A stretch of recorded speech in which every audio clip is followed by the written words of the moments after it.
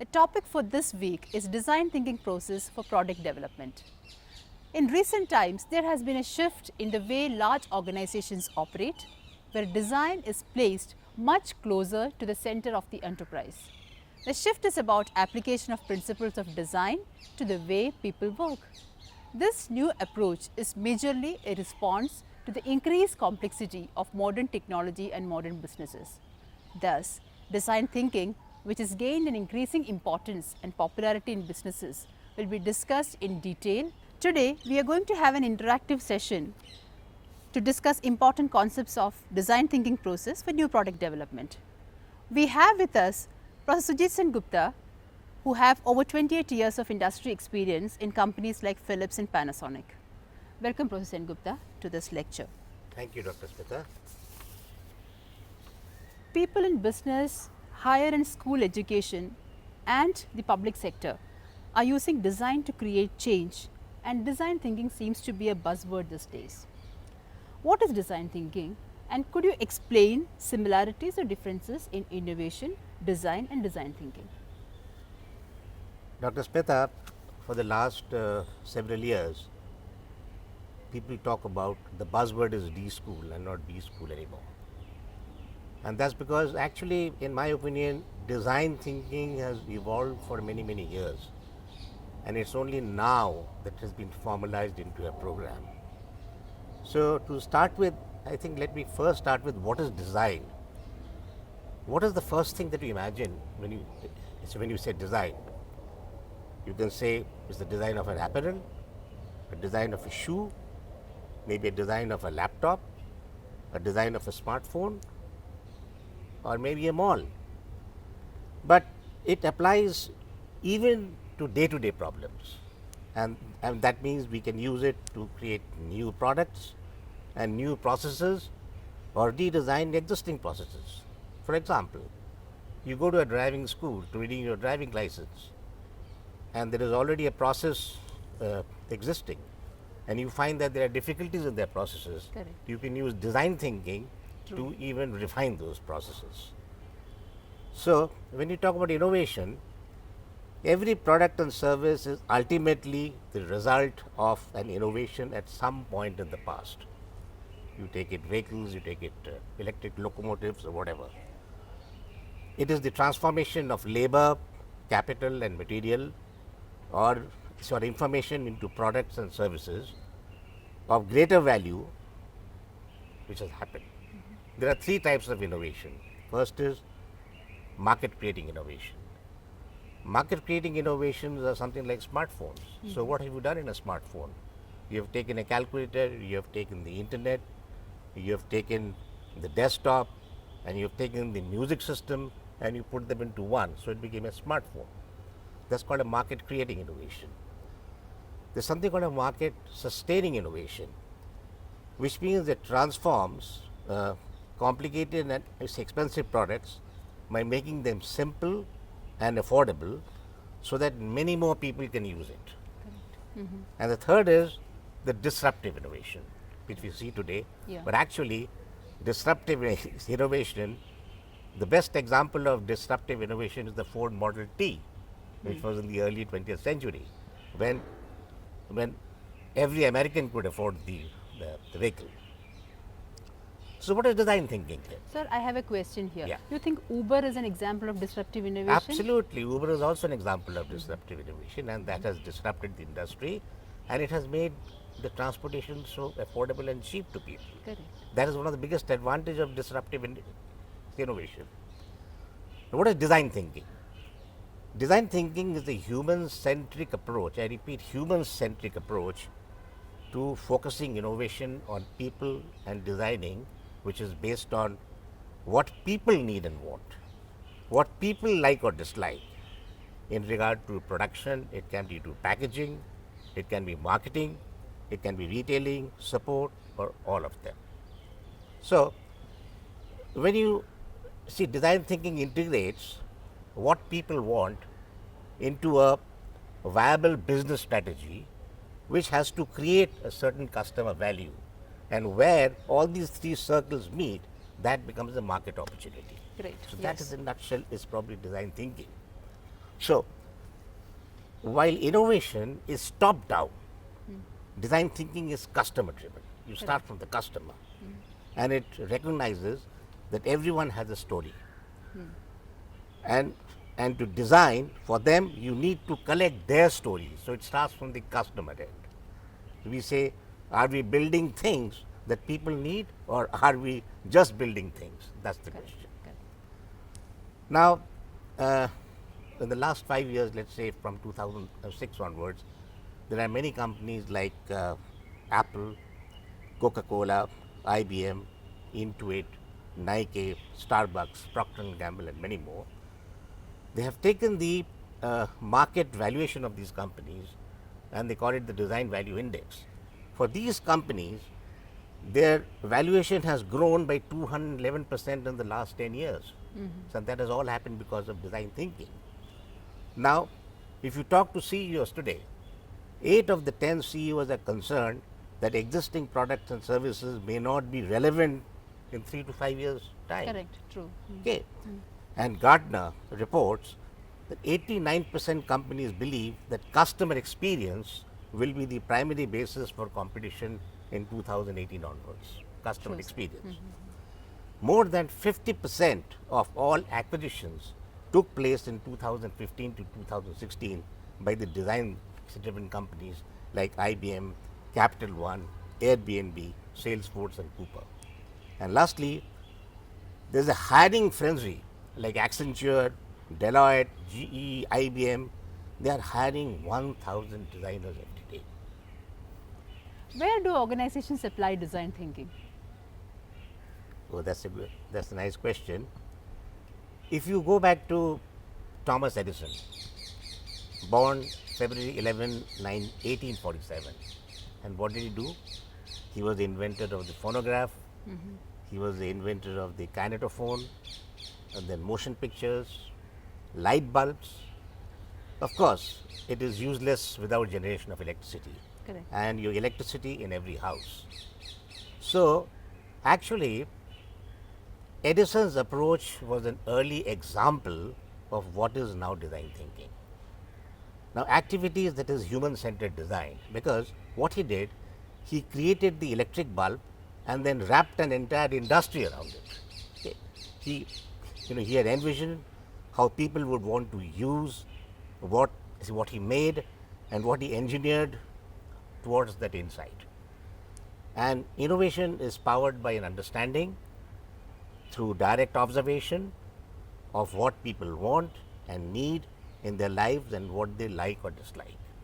So, organizations apply design thinking in the creation of products, services, and experiences, the design of an organization, processes, systems, and structures, the influence of design thinking on the organization culture, the creation of leadership of longer term to drive innovation and performance, and the functioning of teams, decision making, and conflict management, the design of collaboration environment, and the use of design thinking experts and consultants, and the training and development of personnel.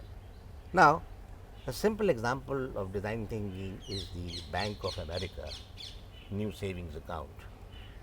They introduced a debit card called Keep the Change. Now, what happens when you go to a restaurant or you do something, you always tip. Correct. You give the change. Okay, you write in your debit card, keep the change. Now, what Bank of America has done, that you can write the same amount in the debit card, and that small amount of keep the change gets accumulated into your account. And the best part is that it is a very, it's a normal part of human behavior that you will leave the change. And what happens after 6 months, like you have in Paytm, you get a cash back. Bank of America also gives you back certain US dollars of 500 or so into your account. Now, the best part is, it is today credited with 700,000 new checking accounts and 1 million new savings accounts.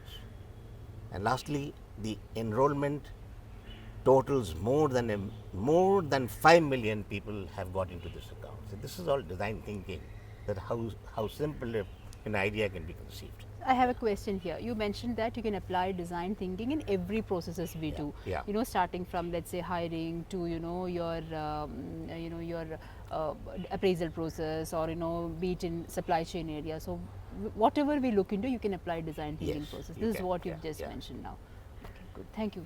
Person Gupta, describe the various processes of and steps in design thinking, and according to you, which is the most crucial step in this process?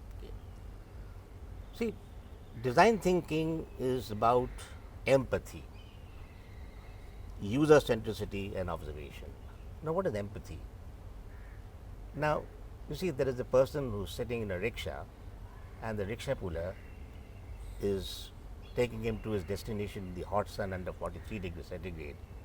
The poor guy doesn't have a shelter over his head. So, what this fellow does, I mean, the passenger, he asks him, "Do you have a cap?" He says, "No, I don't have a cap." Then he gives the cap to him. That's called empathy. That means how you empathize with somebody. True. So, design thinking is all about empathy. You are watching thousands of people queuing up in a government hospital, waiting and waiting for a long time. We must go and find out what are their pain points. The pain points are the empathy. The second is user centricity, which means whatever product you have, it should be very, very user friendly. And third is, most important part of the whole thing is observation, because your empathy cannot come if you don't have observation. True. If I gave you the example of the cap, hadn't you observed that it was the hot sun, you would not offer the cap That's to them. correct. So observation is the most important part in design thinking. Now, you see Apple, for example. Apple empathized with people, and they made the iPod, which with 50 GB storage, and that could download an entire CD in just about 10 seconds. So they could empathize with people.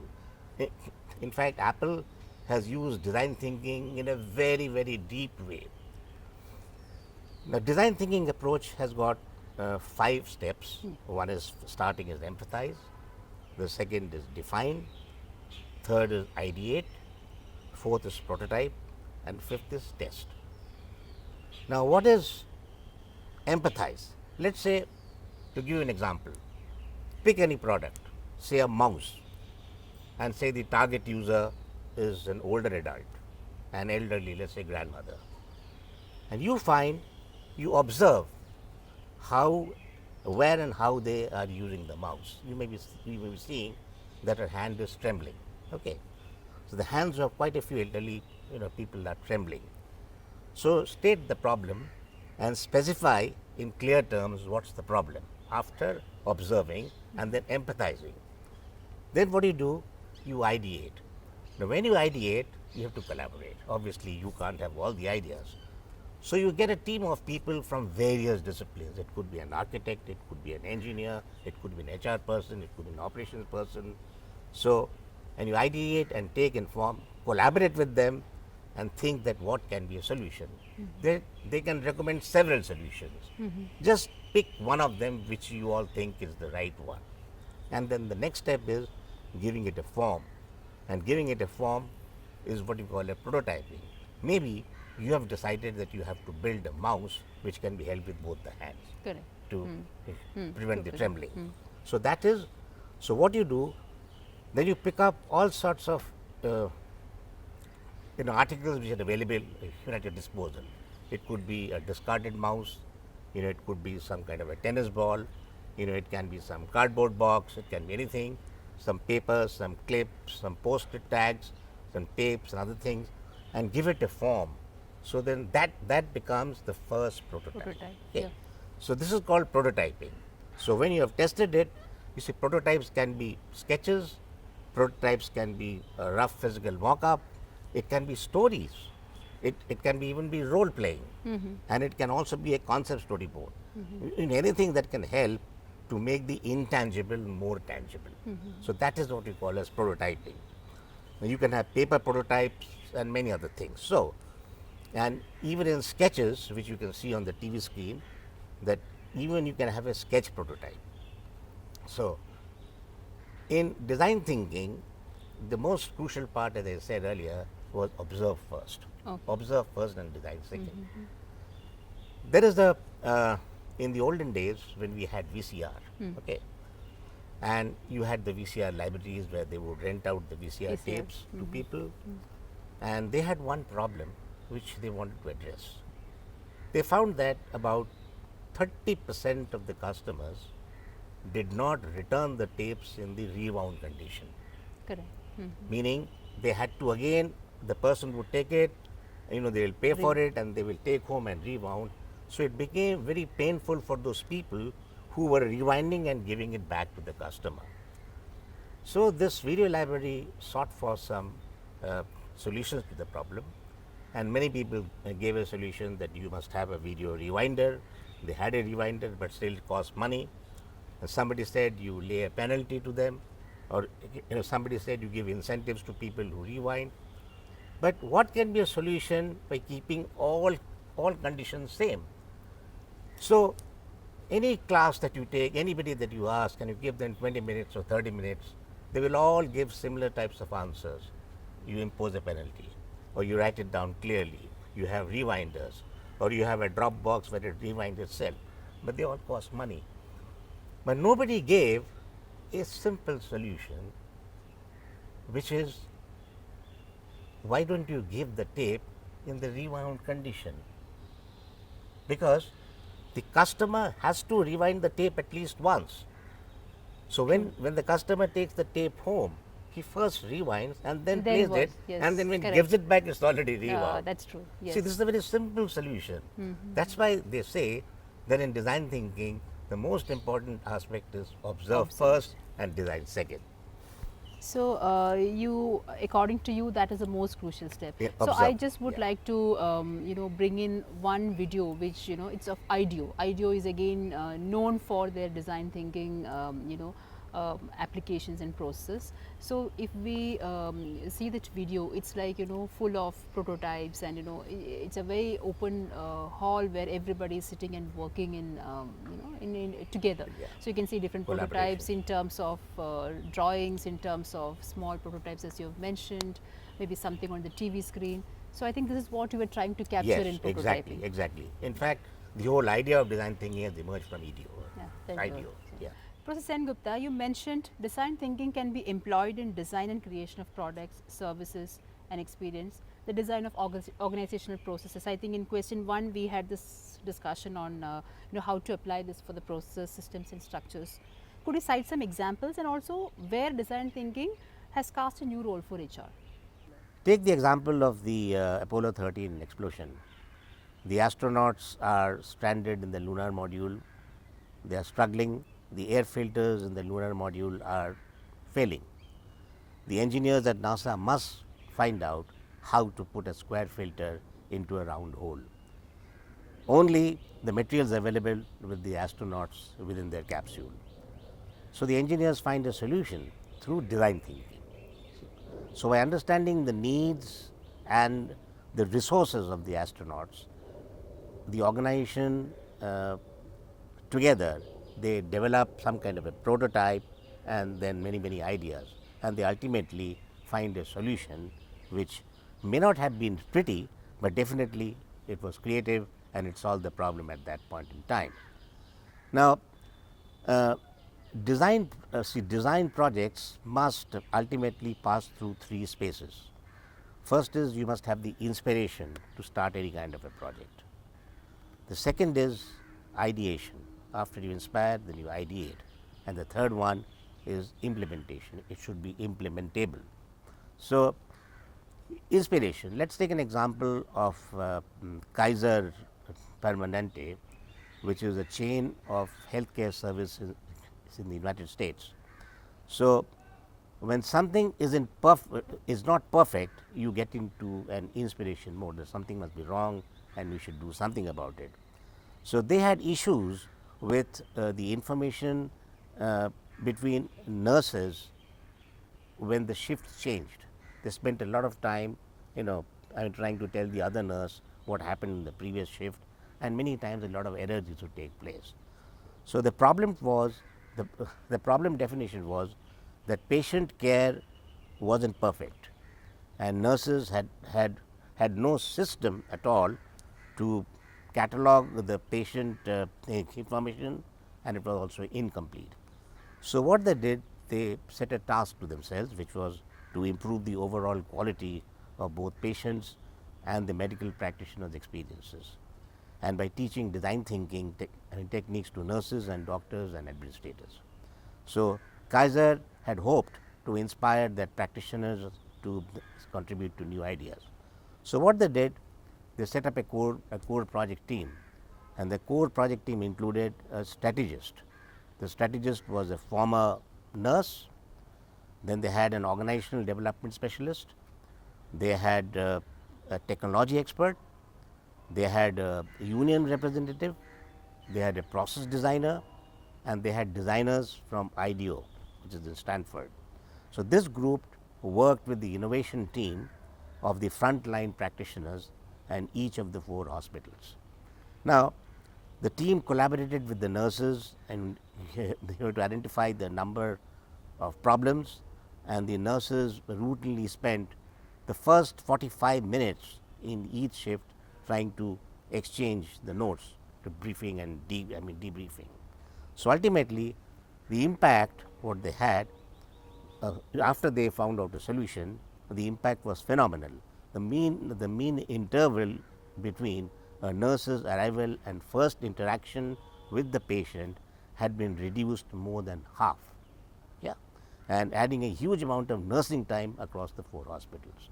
In fact, one of the nurses went on to say that now I enter the hospital half an hour late and leave the hospital half an hour early. Okay, and aside from absolutely error-free, shift change. We have another great example in Madurai of Arvind Air Care. Arvind Air Care, you must have heard about that. They serve more than 2.3 million patients, and they are performing more than 270,000 surgeries. And at least 70% of the surgeries are not paid for, and the money is recovered from the people who are able to pay it. Now, they developed through the help of design thinking your intraocular lenses, which cost $200 abroad at just about $4 a pair. And they started off this entire process of doing the work in the basement of their hospital. So this is a typical example of Arvind Eye Care. You can also use design thinking into cross-organizational functions. For example, if you have a telecom operator, Airtel, Vodafone, or even Verizon for that matter, who make, who have data, then you collaborate with Nike. Nike makes wristbands or even your foot bands. So now those wristbands can sense your heart rate or your pulse rate. So if you collaborate between Nike and say Airtel, and the patient is a heart patient, so the Nike band can always pick up the signals and it can transmit straight to the cardiologist sitting in the hospital. So there's no need to visit. So these are cross-organizational teams, which can work. So this is another great example of design thinking. Now, for casting a new role for HR in improving services, design thinking means actually focusing on persons and the experience, and not the process. And working as a designer involves studying people at work, development and understanding of employee demographics and work environment and challenges. And it relies on generating ideas quickly and testing prototypes. Now, GE has made a significant contribution into the HR processes. In fact, there are many companies, for example, today banks, for example, when they recruit people, and they have to go through several training systems. Now, it is very difficult for an individual to choose in what line they suit the best. So they are put into a 90-day training capsule where they are put into entire operation, and then somebody studies their performance and they find out where the aptitude is, and they are able to decide which line is going to be suitable for that person. Similar thing happens in your telecom industries today. there are so many schemes, there are so many, you go through all the schemes. So you select a person, the right fit for the right job. So these are some of the roles that HR has played in the design thinking process. Progressive companies adopt innovation strategies for new product development. How is design thinking and startup entrepreneurship connected? Because both seem to be testing their prototypes in the world of uncertainty. First of all, you must understand what is a startup. Definition given to a startup is that it is an institution with some new or unique idea to solve a particular problem, but with in an environment of extreme uncertainty, that you will never know whether you will succeed or not. So when you had Uber, etc., you never knew that you will succeed with that model. So a startup doesn't make any kind of a business plan, because they have got an idea and they think it is very good idea, and they will succeed or fail. So there is a tremendous amount of uncertainty, and so any startup, you hardly have any funding at the beginning. You got to put your own money, or if there are some good friends who can chip in some money, they do it. But you cannot go to the bank and borrow any money, because it's not a standard business model. So now you see what happens in a startup. For example, if you take YouTube, YouTube, what you see today is not the real YouTube. They started first as an online dating company. Yeah. Similarly, Facebook, they started as Face Smash. So what happened? So startup is not working on a brilliant idea, because that guy must have had a brilliant idea of a dating company. So so the startup is not about having a brilliant idea and becoming overnight success, but and so therefore what happens, you have to always change your ideas as you progress on time. So usually it's not the first idea that gives you success, but the modification or replacement of that idea results in success. So startup is actually your handling of extreme uncertainty and experiment, where you have to test and learn continuously. Now, how do you avoid failure? To avoid failure, you have something called the lean startup methodology. So in lean startup methodology, you have, first you build a prototype. It can be the same prototype as in design thinking. You build, you learn, and then you measure. So this is called the MVP, the lean startup methodology. So and this goes on repeating the cycle. Now then you go on making changes. For example, Face Smash became Facebook, because they cut off some of the frills and fancies which customers were not demanding, and finally became Facebook. So now you take another example. There's a gentleman, there was a technocrat called Kevin Systrom. He made a video game. It was called Mafia Wars. So Mafia Wars was actually a gaming app, and it also had a facility to take a picture. Now when it had contained the elements of taking a picture. So after measuring and learning, Kevin found that all the features that the customers were using were that of taking pictures, but nobody was using the game. So he had to abolish that idea and start all over again. And do you know what has now become of that? Is Instagram. So Instagram started off as Mafia Wars. So what does it teach us? It teaches us that in entrepreneurship, as you traverse the path, you have to pivot your way, or you have to persevere. If you are going the right direction, then you persevere, and if you are going the wrong way, you pivot. So that's called build, measure, and learn. So that is what is entrepreneurship. Now, how do you connect design thinking and entrepreneurship, rather a lean startup? There is something called a problem space and a solution space.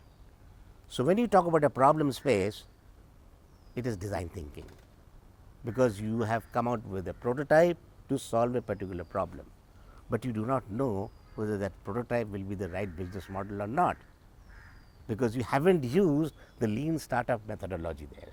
So, when you come to the solution space, then you have to use lean startup methodology. So, you can say that your the problem space and the solution space, they are continuous, and your design thinking and lean startup, they have to exist simultaneously. You just can't have design thinking and a lean startup. Okay. So that is about entrepreneurship. So so when you talk about the mindsets here, first is design thinking, which is exploring the problem. The second is lean startup, which is you build the right things, and then you must have an agile organization which will build the thing right. Okay. Yeah. Leadership is a challenging proposition in the world of disruptions and changes due to the rate of change being overwhelming. How do leaders cope up with constant change, enormous expectations, and unpredictable future? First of all, you must understand that design thinking isn't one thing, but it's a bundle of mindsets and philosophies all wrapped up in one term called design thinking, which obviously has the potential to lead to ambiguity and misunderstanding.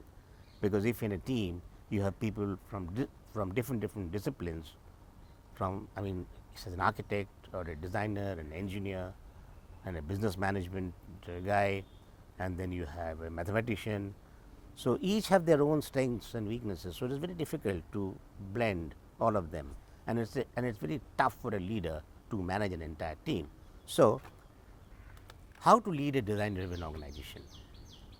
First of all, it's a myth that leadership is not top down, and CEO has all the answers and leads by handing down the managers. That doesn't exist anymore. Why? Because an autocratic leader is an outdated mindset. Belonging to the era of operational efficiency, they only belong to the era of operational efficiency, when companies were run like machines with predictable outcomes, and you had a model of profit and loss, and you ran a reporting system, and they looked for exceptions than the rule. So therefore, but design driven organizations, they required a much more nuanced style of leadership, instead of playing a single role.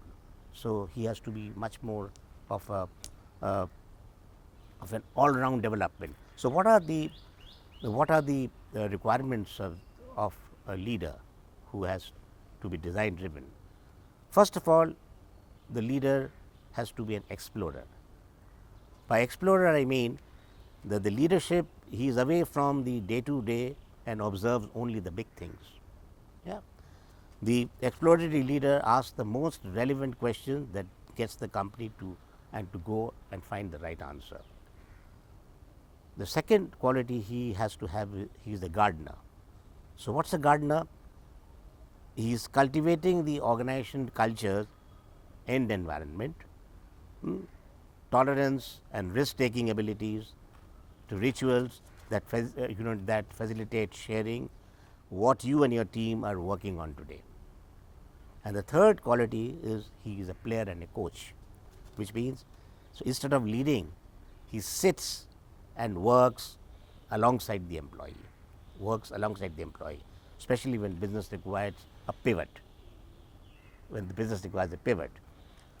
okay, and increases the speed of decision making, because when you are on a pivot, you really don't know what to do. So the leader must be sitting with him and say, yeah, at this time you must pivot.